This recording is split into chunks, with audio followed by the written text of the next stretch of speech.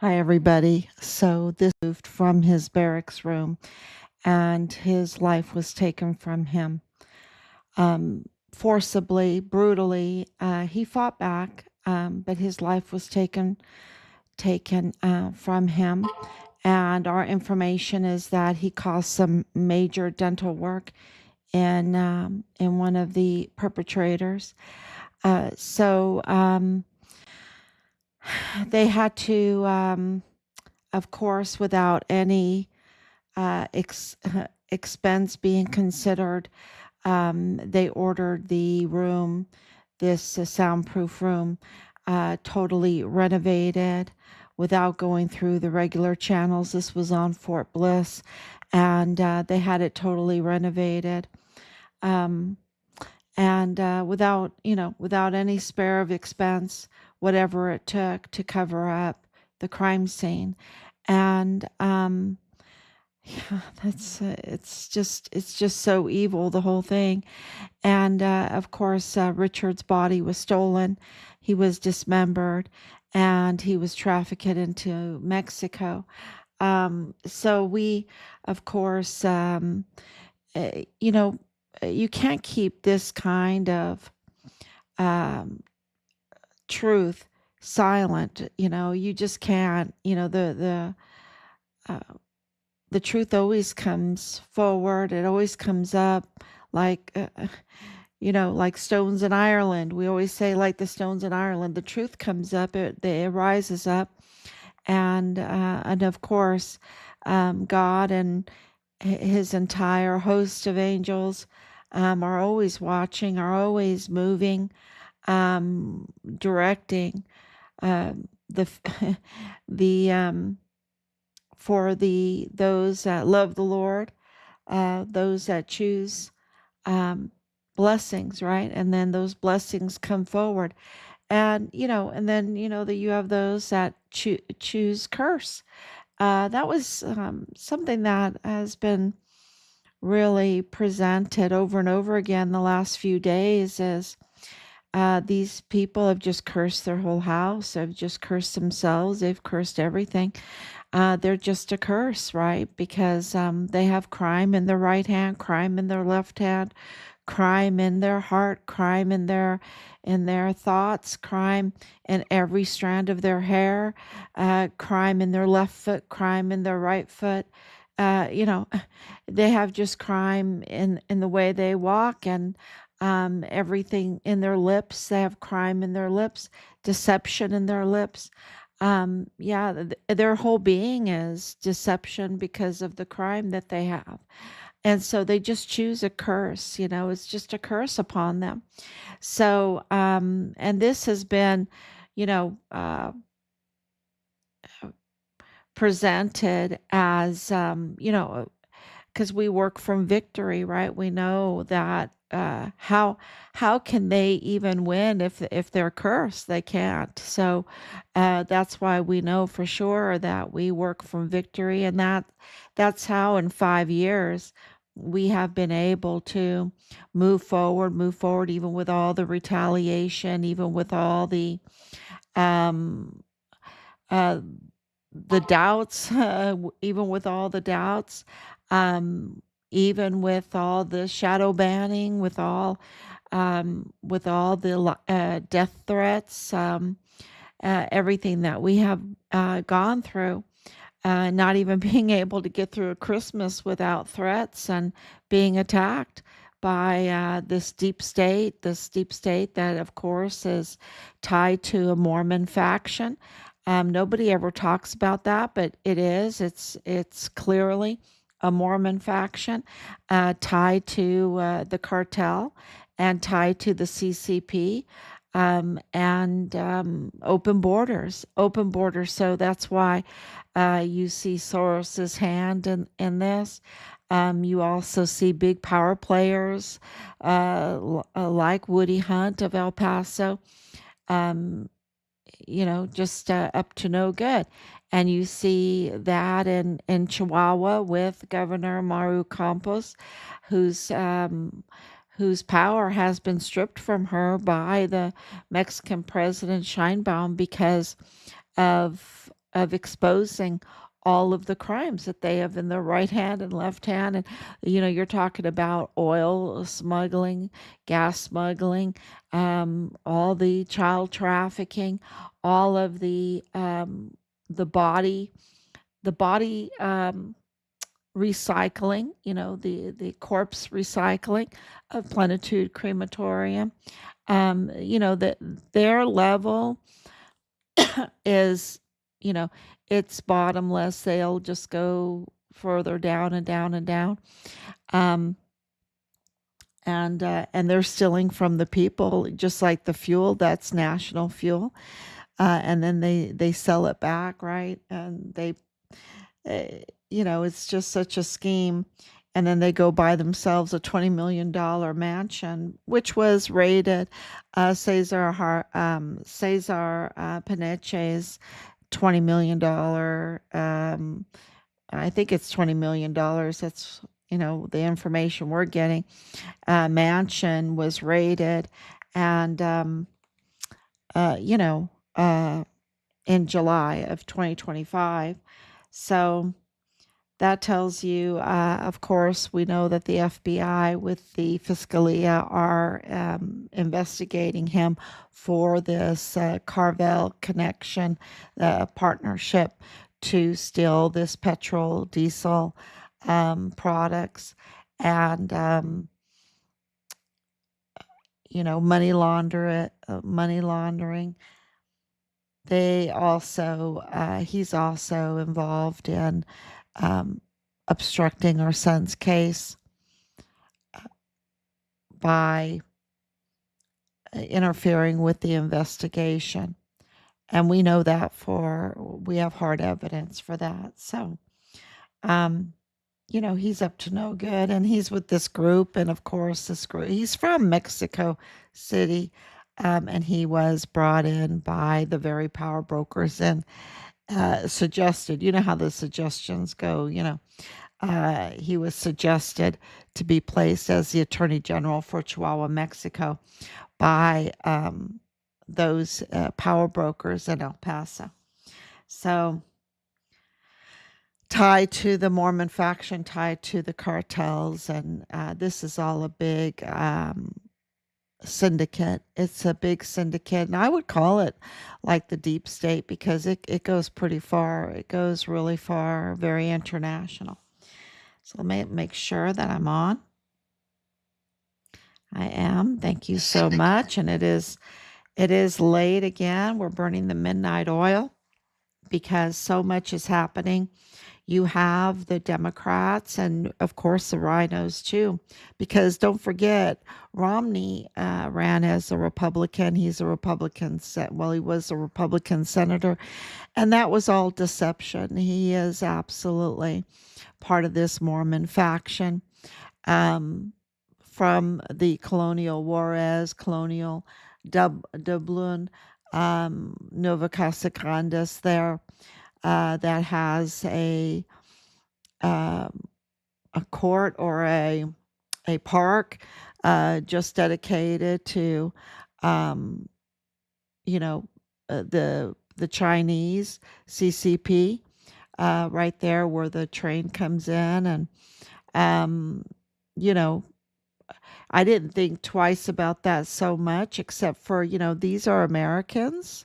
These are Americans and some Canadians that went to this area and settled because they want to be polygamous.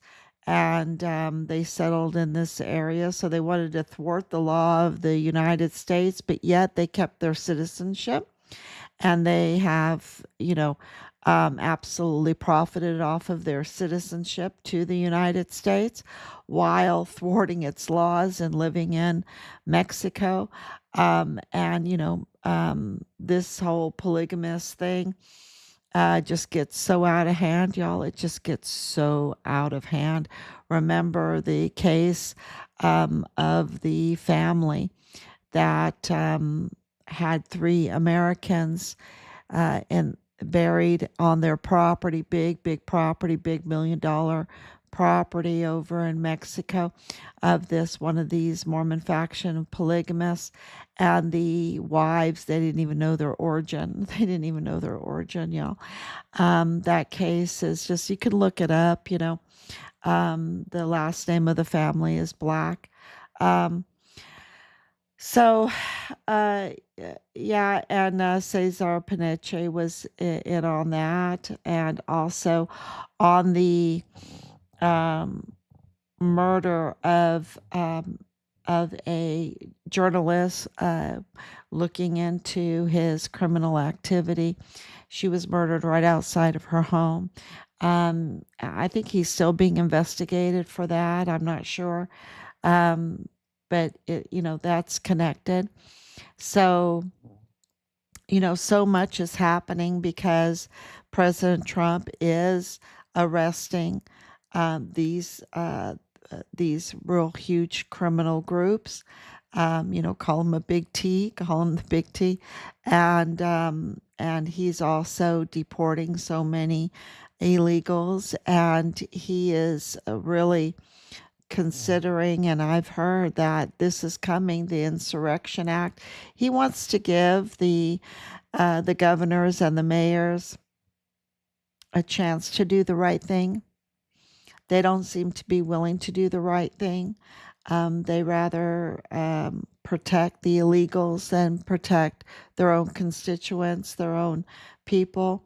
And so he is really considering the Insurrection Act, which he would absolutely, because there's open rebellion. That's the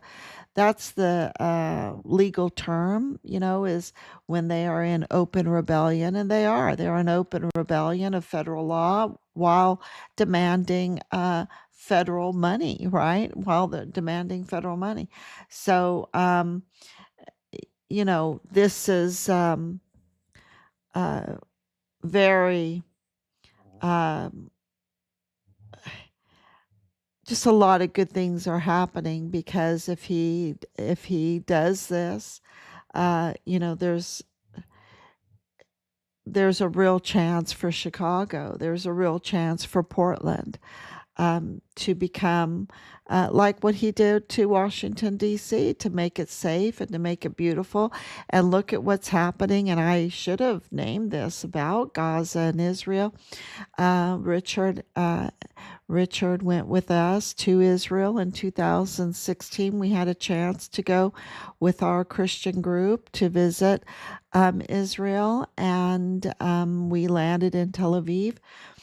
And we had an amazing trip there, tour there, and I can tell you that it is absolutely worth all this work that President Trump has put into it. It is a melting pot of people. I don't think people realize what a melting pot Israel is. There's so many people, and people from all over the world come there. It's a very, very important place. And, I with this whole Charlie Kirk thing, you hear a lot of, um, I don't know, a lot of attacks on Israel. And I understand if they don't like the government of Israel. But being there and seeing everything and going over to Palestine, because the Palestinian controlled areas are like Bethlehem, like Cana, where Jesus, was born, and then he changed water to wine. And we went over there, and we also went to, um, um, I'm trying to, the name of the place, it'll come to me, but it's on the cliff. It's just kind of late at night. But Masada, yeah, Masada. We went over to Masada and we took the gondola up to Masada. That area was also in the Palestinian controlled area. And, these areas are very, very important. The peace is very, very important. And now President Trump has, and it's no easy task, because it's so many different people there and so many different religions, even in the Benai Gardens, right, at Haifa. If you go visit Haifa, you see the Benai Gardens. That's a whole nother religion. And so this is a very diverse group of people, and to get peace there when there is conflict like there has been is just really an amazing feat. And President Trump seems to have moved to a huge step, a huge step in that. It's not a total done deal. The first step is a done deal, which will bring, I believe, should bring the the hostages home. And this will then go to another step, a huge step. But just to get to this place is, just an artwork, an art form. Many people can't do it because they don't have the patience, they don't have the understanding of all the different people involved. But President Trump, with his connections and his world connections, if you look at his financials, he's had to deal with so many different people, with so many different cultures, for his business purposes, to build hotels, to build golf courses, to build high rises. And he absolutely has been magnificent in his patience with this. His endurance is just, something that everyone can respect. So this is very, very good news for the Middle East. It is really, really well worth it. And I hear that the bombed area there will be all rebuilt, beautifully rebuilt. Gaza will be rebuilt. And if President Trump has anything to do with planning the rebuild, it'll be beautiful, because he's about aesthetics. He's not just about square boxes, but he wants aesthetics, for beauty and glory, says the Lord. Everything that we do should be for beauty and glory. It shouldn't just be for a box. We need to really focus on aesthetics. We focus on aesthetics on our own self. We should have focused on aesthetics when it comes to buildings and bridges and roadways and everything that we do. So President Trump understands that, and I think it's going to be a real wowzer if he makes it happen. He seems to be making it happen, and this gives us, in our son's case, real encouragement, because if he can get this done, which is like an impossible dream, right? That he can bring our son home. I really, and he can bring accountability to our son's case. And he is doing everything. When I think about what he's doing simultaneously, it's just absolutely remarkable. And because he is going after these groups that are up to no good. He did expose Plenitude Crematorium, the rotting body narco dumping ground that were recycling and bodies, to collect on them.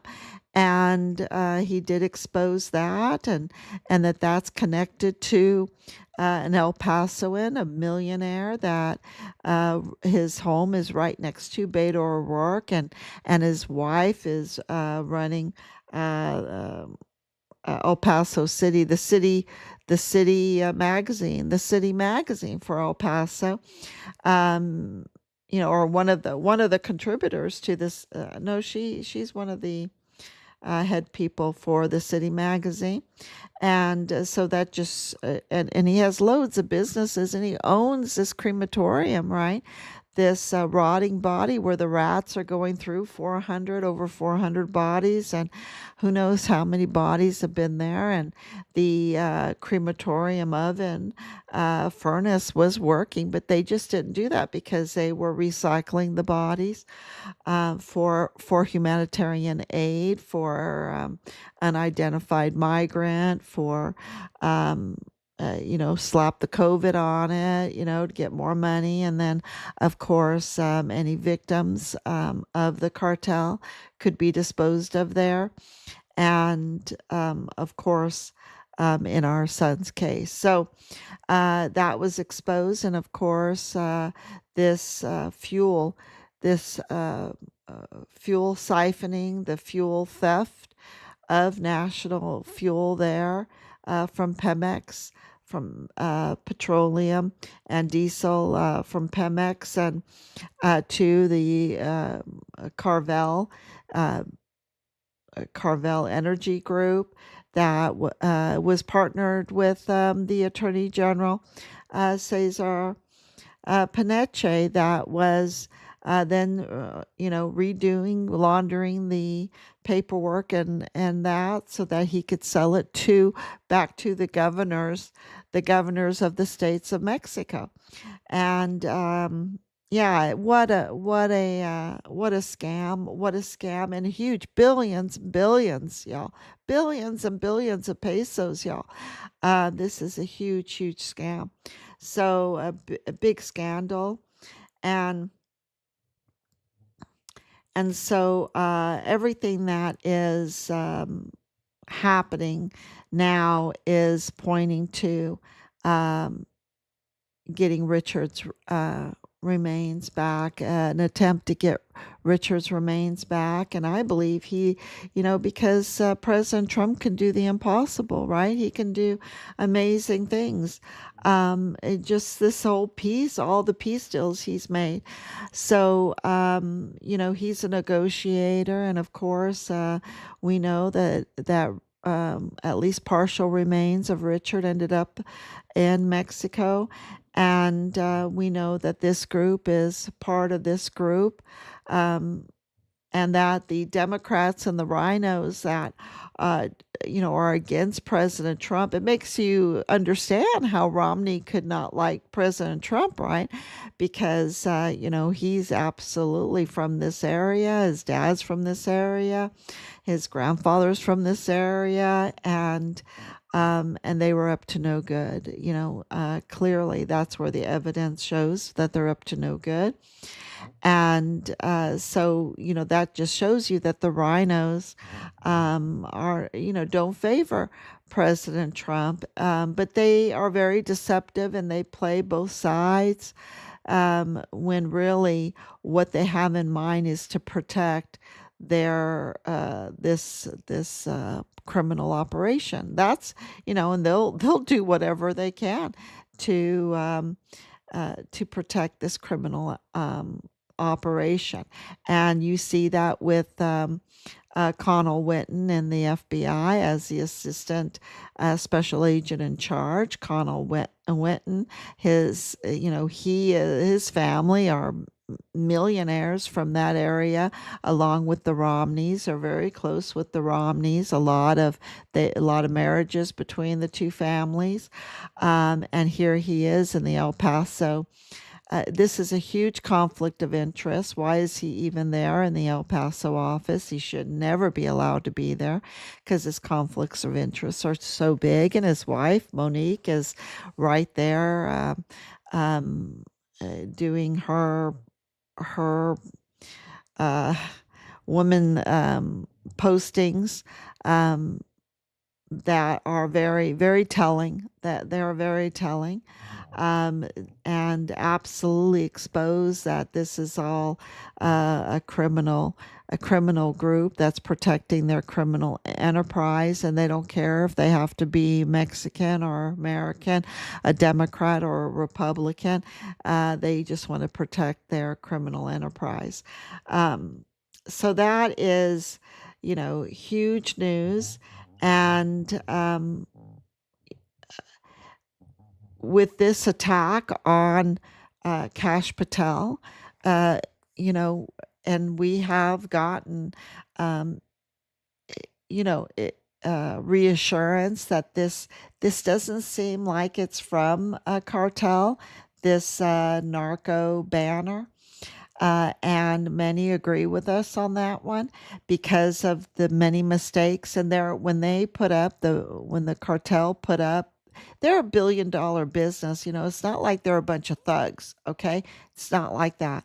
They have a lot of money, and when they put up a narco banner, they do it right. And this banner is very sloppy and everything.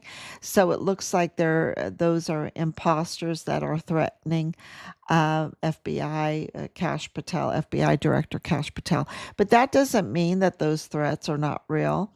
That it just helps you understand that where this is coming from, these threats. They're seem to be very worried and want to stop Cash Patel from, raiding your $20 million home, right? They don't want that.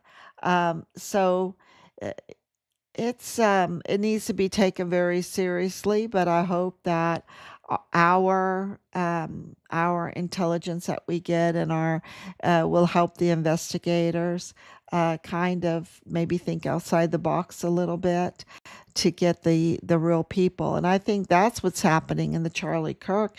People are having to think outside the box a little bit because of all the discrepancies and all of the theories about how he lost his life, how he was assassinated, right?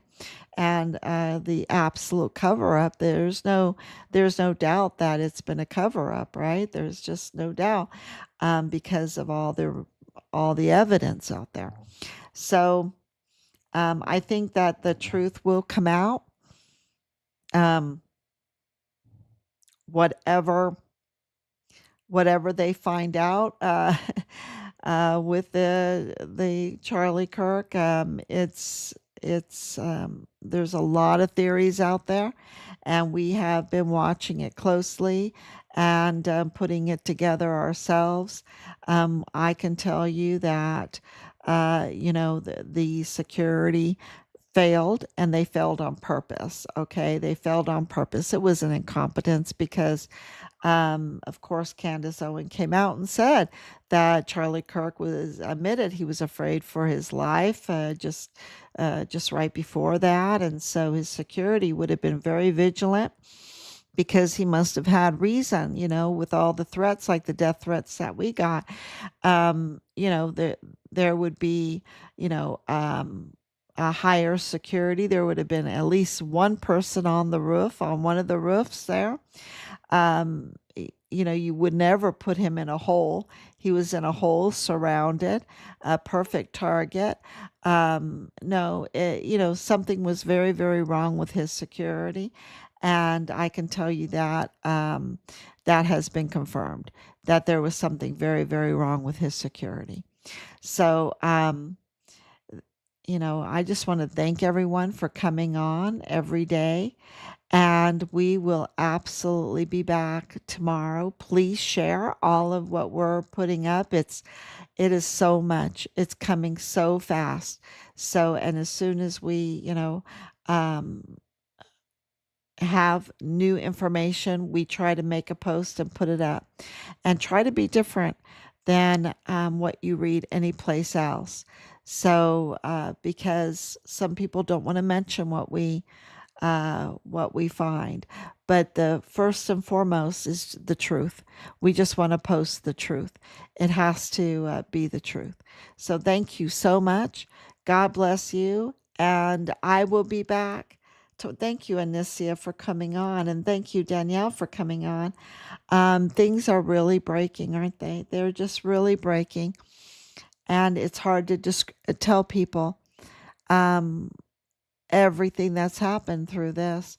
But Anicia and Danielle, they absolutely know.